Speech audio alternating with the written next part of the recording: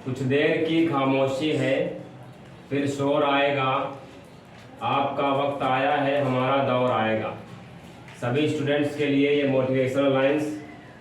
किसी विद्वान ने कहा है कि अगर आप कठिन परिश्रम कर रहे हैं तो उसमें एक आपकी लगन भी होनी चाहिए, एक कुरेशी भी होनी चाहिए, एक जो टाइम टेबल होता है उस पर किसी प्रकार का कोई डिस्टर्बेंस नहीं होना चाहिए। और ख़ास तौर पर स्टूडेंट्स के लिए तो ये बहुत बड़ी बात है कि जब आप पढ़ रहे हैं तो उसमें कंटिन्यूटी जो होती है, जो निरंतरता होती है, उसमें कोई डिस्टर्बेंस ना हो।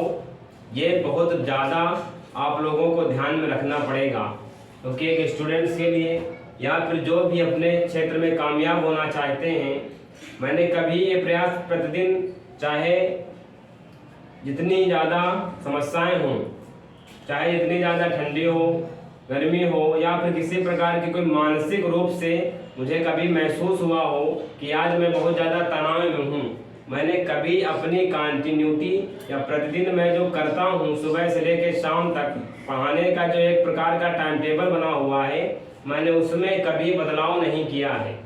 और सबसे मेरी यही गुजारिश है स्टूडेंट से कि जो वर्तमान में बोर्ड परीक्षा की प्रिपरेशन कर रहे हैं, पेपर करने जा रहे हैं, जेई नेट के हमारे जो स्टूडेंट्स हैं जिन्होंने सपने संजो रखे हैं, वो अपनी कंटिन्यूटी को भंग ना होने दें।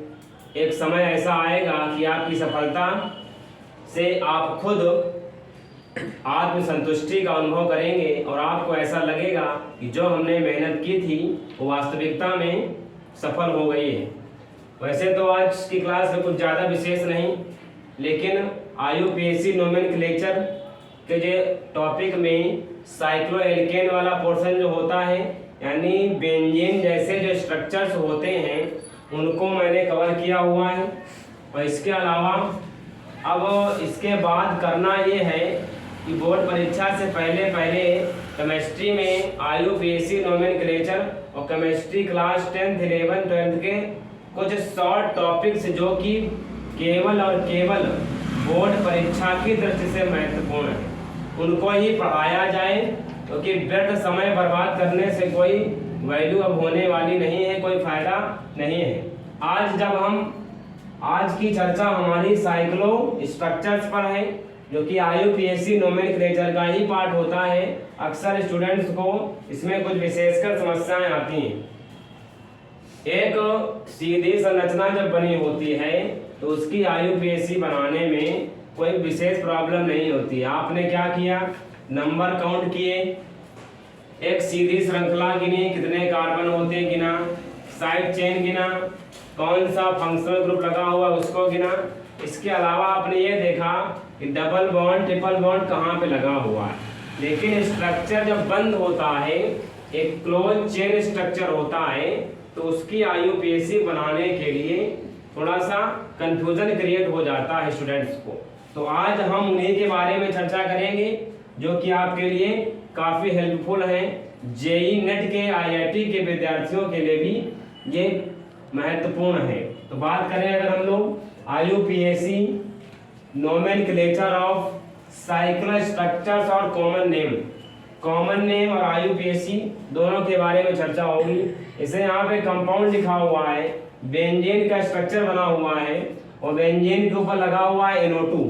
अब NO2 की बात करें तो नाइट्रो समूह आपका NO2 हो गया, और इसको हम लोग लिख सकते हैं नाइट्रो बेंजीन। ये नाइट्रो आपका प्रतिस्थापी है। इसका मतलब ये है कि बेंजीन के स्ट्रक्चर से C6H6 जो संरचना होती है कार्बन और हाइड्रोजन परमाणुओं की, उससे हाइड्रोजन परमाणु को हटाकर वहां पे NO2 लगा दिया जाता है। NO2 को हम लोग करते हैं नाइट्रो, और पूरा का पूरा जो स्ट्रक्चर्स है उसको पढ़ा जाता है नाइट्रो बेंजीन। ठीक है ना, इस तरह से इसका नेम हम लोग लिख सकते हैं। दूसरा कंपाउंड हमारे पास क्लोरो है। अच्छा, एक काम और ये कर सकते हैं कि बेंजीन में 3 जगहें ऐसी होती हैं जिनको हम लोग कहते हैं प्रतिस्थापी, आर्थो, पैरा और इसके बाद मेटा। जब बेंजीन स्ट्रक्चर में कहीं एक जगह पर एक प्रतिस्थापी लगा हो या साइड चेन के रूप में एक कंपाउंड लगा हो, उसको लिखा जाएगा आर्थो।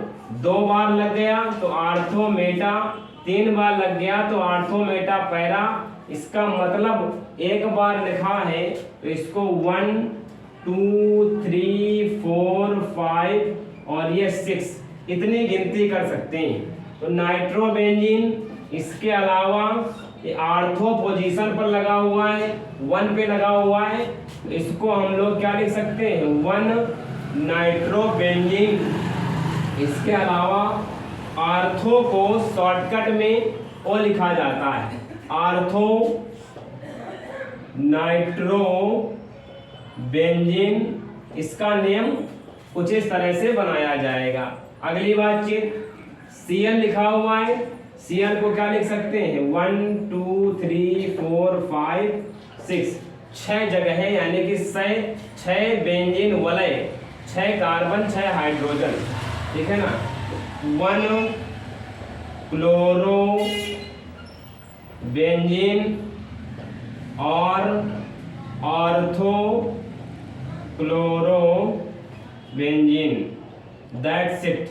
यहाँ तक की बात क्लियर, यानी कि इसको 1 क्लोरोबेंजीन लिखा जाए, क्लोरोबेंजीन लिखा जाए, कोई दिक्कत नहीं है। आगे बढ़े जरा हम लोग COCH3 की बात करें, इसको बोलते हैं शॉर्टकट में एनीसोल। इसका जो कॉमन नेम होता है उसको कहा जाता है एनीसोल। इसके अलावा इसको हम लोग क्या लिखते हैं एसिटोफिनोन। देखिए होता क्या है ना, CO ग्रुप लगा हुआ है और CO को कहा जाएगा कीटोन। CH3 आपका एसिड है, इसको हम लोग क्या कहते हैं एसिटोफिनोन के नाम से भी जाना जाता है। यानी अगर आपके सामने स्ट्रक्चर दिया हुआ है तो CH3 CO ग्रुप को आप देखेंगे एज ए प्रतिस्थापी COCH3 लगा हुआ है, ये एसिटो हो गया, कीटोन लगा है तो ये फिनोन, ये स्ट्रक्चर फिन हो गया, ओन ग्रुप लगा हुआ है तो एसिटो फिनोन कहा जाएगा। अगले कंपाउंड पे आते हैं 1 2 3 4 5 और ये 6। कॉमन नेम इसका टालोइन होता है, इसको हम लोग क्या पढ़ते हैं टालोइन के नाम से जाना जाता है, TALUENE। अच्छा कैसे बनाएंगे IUPAC, CH3 ग्रुप लगा है ऊपर तो 1 2 3 4 5 6, इसको पढ़ा जाएगा methyl benzene. CH3 name methyl, पूरा स्ट्रक्चर मिलाया गया तो क्या हो गया मेथिल बेंजीन हो गया। OH पे आते हैं, ये हाइड्रोक्सी ग्रुप लगा हुआ है, OH को हम लोग क्या बोलते हैं हाइड्रोक्सी ग्रुप। शॉर्टकट नेम क्या होता है इसका IUPAC कॉमन नेम इसका होता है फिनॉल।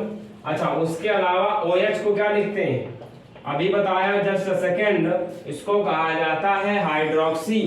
दोनों पूरा कंबाइन करके लिखा गया, इसको कहते हैं हाइड्रोक्सी बेंजीन। क्या बना इसका नाम हाइड्रोक्सी बेंजीन।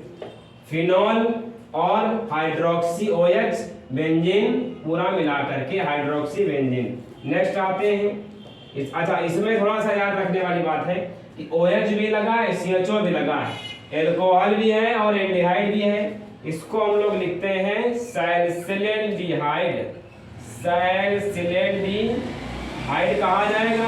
अच्छा बात कर ले अगर, अच्छा CHO ग्रुप भी लगा है, OH भी लगा हुआ है, तो गिनती तो कार्बन से ही स्टार्ट करेंगे ना, तो 1 2 3 4 5 और ये आपका 6 पे क्या लगा है हाइड्रोक्सी, 6 हाइड्रोक्सी। इसके अलावा यहाँ पे क्या है CHO, इसका नाम बेंजीन, तो ये हो गया आपका बेंजेनल, यानी कि 6 हाइड्रोक्सी OH 1 2 3 4 5 6 बेंजीन।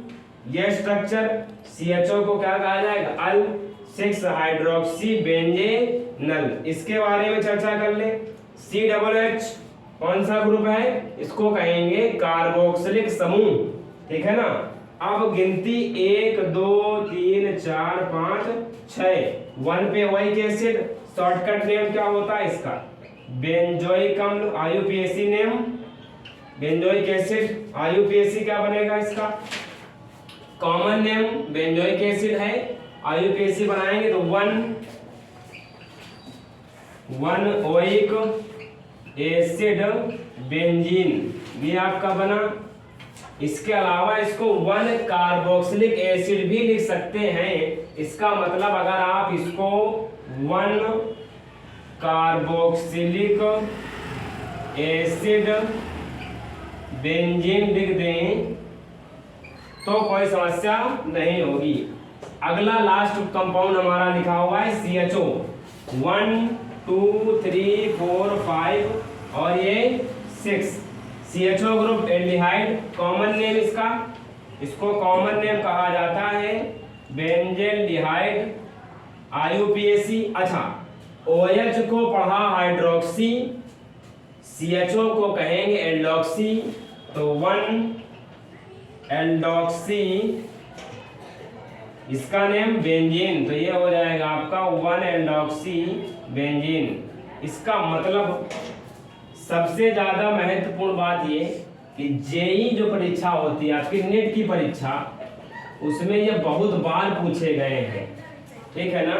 उसके नजरिए से देखा जाए तो कुछ ज्यादा ही इंपॉर्टेंट है। इसके अलावा क्लास 11 12 के लिए भी बहुत ज्यादा महत्वपूर्ण है। इस तरह से आज की क्लास हमारी समाप्त होती है। बहुत बहुत धन्यवाद।